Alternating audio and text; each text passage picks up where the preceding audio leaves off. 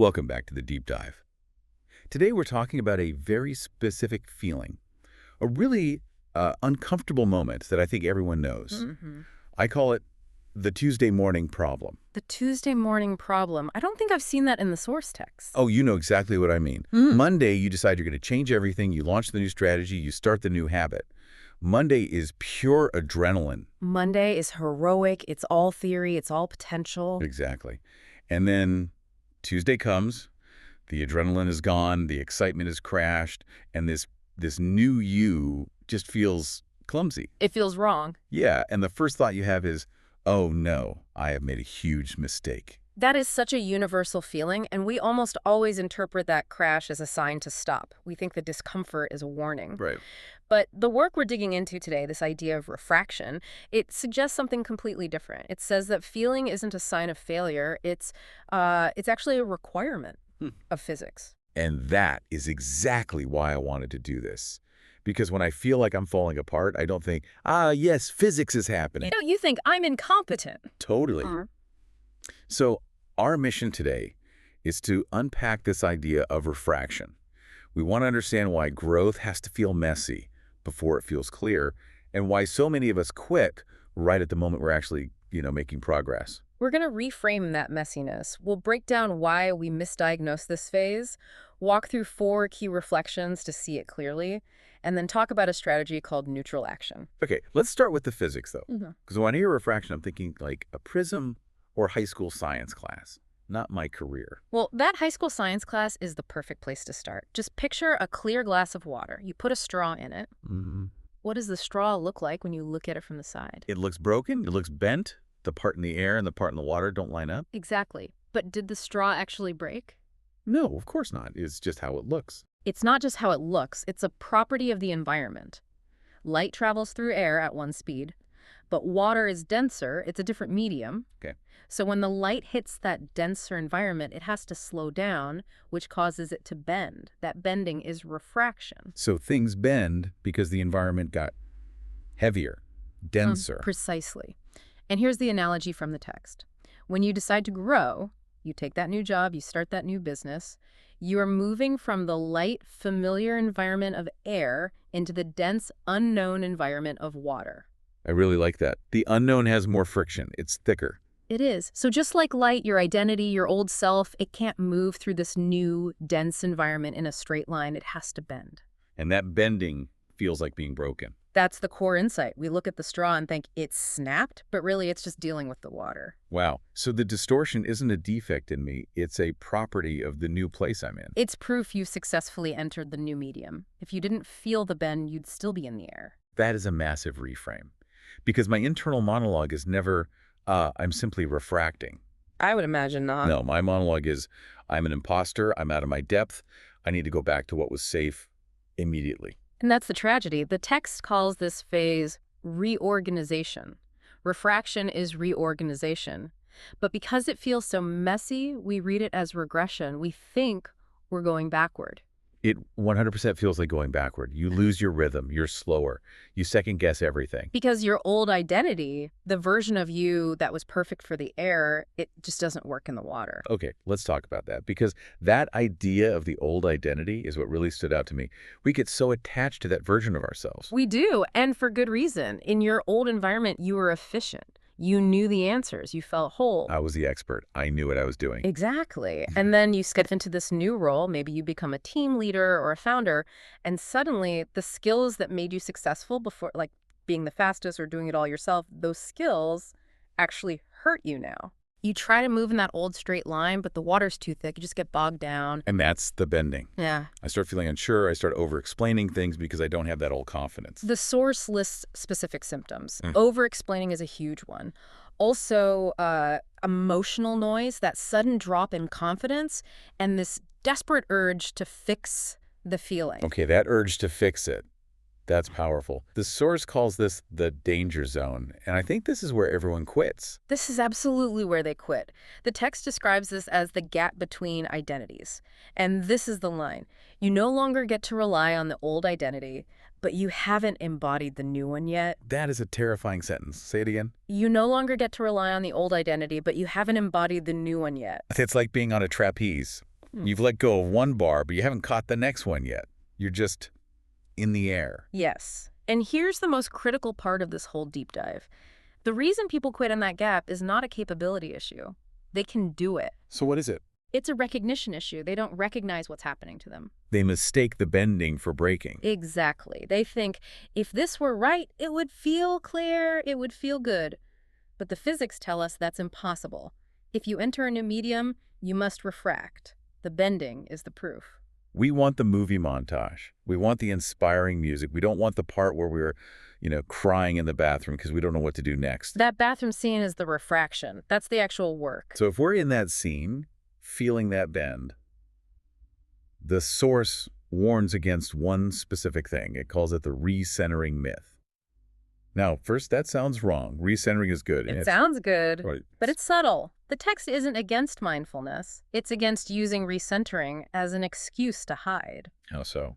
When we feel that intense discomfort, our instinct is to say, okay, pause. I need to step back until I feel clear again. I'll just wait until I feel like myself. Yes. But who is yourself? It's the old identity, the one who's comfortable in the air. If you retreat until you feel centered, you are almost always just retreating back out of the water. Wow. So trying to get clear is sometimes just a fancy way of giving up? It can be. The source is clear on this. You cannot think your way to clarity from the sidelines. Clarity is on the other side of the mess, not back in the safe zone. The only way out is through. The only way out is through. You have to stay in the water and learn to move differently. Okay, but how? We can't just flail around. The source gives us a structure, these 4 points of reflection, and I think we should walk through them because they are so practical. Yes. And the instruction is key. The goal here is seeing, not fixing. You're just trying to observe the refraction. Let's do it. Reflection number 1 is where things feel messy. This is about getting specific. When we're in that identity gap, we tend to catastrophize everything.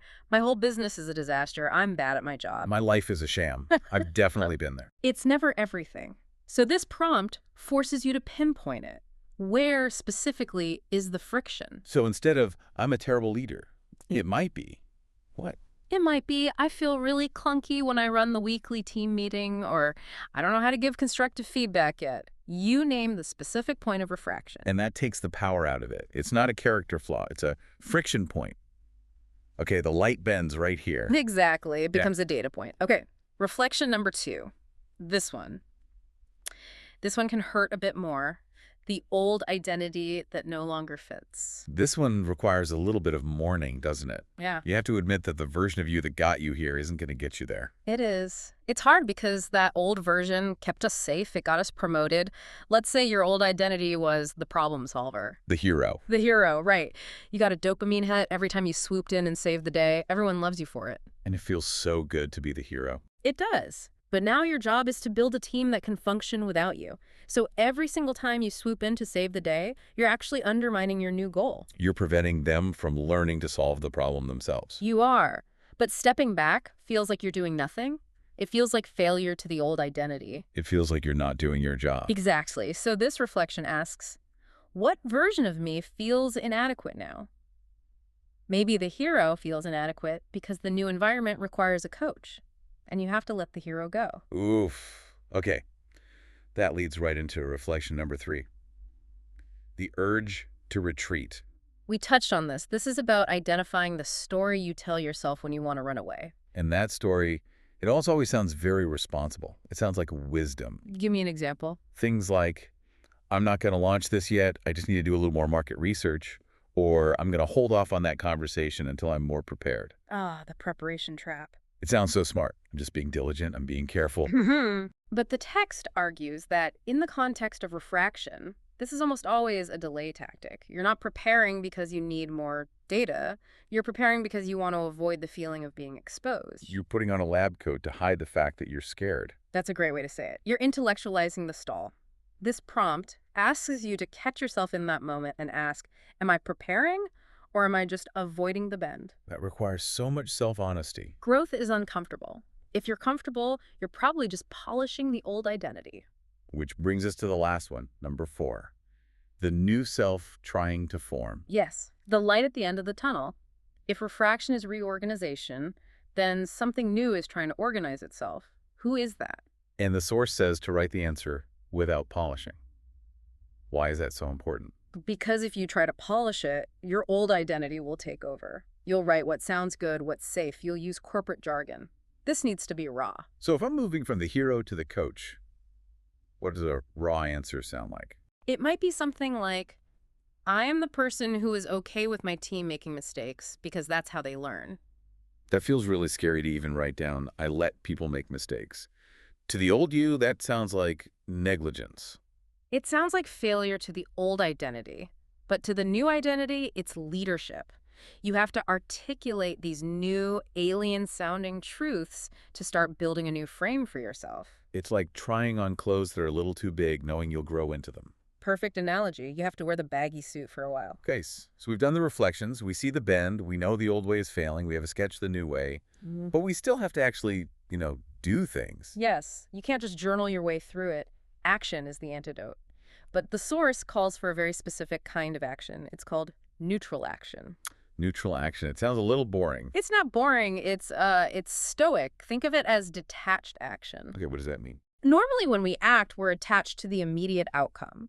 We need the validation. I'll send this email and I hope they like it, and then I'll feel better. Right. I need the applause to tell me the straw isn't actually broken. Neutral action cuts that cord. The only goal is to move forward without waiting for your feelings to line up. Without waiting for internal alignment. That is the hardest part. That means doing the thing while you feel like a total fraud. Yes. You act with the imposter syndrome not after it's gone. Because if you wait for it to go away, you will wait forever. The water is the water. You just have to learn to swim in it. The text has a great example for this. Share the work without the preamble. I love that one. We've all seen it. Someone posts something new and they lead with 3 paragraphs of apologies. This isn't perfect. I'm just trying this. Be gentle. It's a shield. It's an apology for the refraction. Neutral action is just posting the work. Just, here is the thing, and letting it be. It's making the call without rehearsing it for 20 minutes. Yes. It's divorcing the necessary action from the emotional storm around it. You feel the mess, but you take the step anyway. The source also gives this little narrative exercise to help with this. I actually tried it yesterday. Oh, yeah. Walk us through it. So before you take the neutral action, for me, it was sending a proposal with new pricing I was nervous about. You write down one sentence. The story I'm telling myself about this discomfort is. Okay. And what was your story? My story was, the story I'm telling myself is that they were going to laugh at this price and tell everyone I've lost my mind. A bit dramatic. Very. But just writing it down made me see how, ridiculous it was. Yeah. It externalizes the fear. It takes the monster out from under the bed. Exactly. Then you take the action, you hit send, Yeah. and then afterward you write the second sentence. What actually happened when I stayed present was... Did the industry collapse? No. The answer was, I hit send, and then I went and made a cup of coffee. The devastatingly boring truth. It's so anticlimactic, but that's the whole point, right? That is the entire point. You are building a body of evidence for your brain. You are proving over and over that the feeling of bending does not equal the reality of breaking. You're rewiring that fear response. Yes. Your brain thinks the distorted straw is dangerous. With every neutral action you're teaching it, see? The straw's fine, we're just in water now. And over time, the water feels less scary. Eventually you learn how to move in it. You anticipate the bend, you stop fighting it, and that's when you've really embodied the new identity. I think that's the hopeful part. The mess isn't forever. But the only way to get to the clarity is by moving through the mess. It's the price of admission. You want the next level. The disorientation of refraction is the toll you have to pay. Looking back, I can see so many times I stopped because of this feeling. I thought I was hitting a wall, but I was just hitting the water. We've all done it. We've all quit projects because they got hard in that specific, confusing way. Not hard like, this is a lot of work, but hard like, I don't feel like myself anymore. That existential hard. Yeah. And to realize that feeling is actually a marker of progress that changes everything. It changes that whole Tuesday morning dread. It turns the oh no into, okay, here we go. Here we go. The light is bending. It means I'm moving. Precisely. If you weren't moving, everything would still look straight. So as we wrap this up, there's a question that's really been sitting with me since we started prepping for this. Let's hear it. If that messiness you're feeling right now, that doubt, that confusion, is actually proof that you've entered a new, bigger environment, how many times in your past Have you tried to fix something that wasn't actually broken? That's a heavy question. How much time and energy have you wasted trying to straighten the straw when all you need to do is learn how to swim? We spend years fighting the physics instead of using them. Exactly. So this week, if you feel that bend, that distortion, don't retreat, don't fix it, just see it. I am refracting. And then take one small neutral action. Don't mistake the bending for breaking. Thanks for diving in with us. We'll see you in the water. See you next time.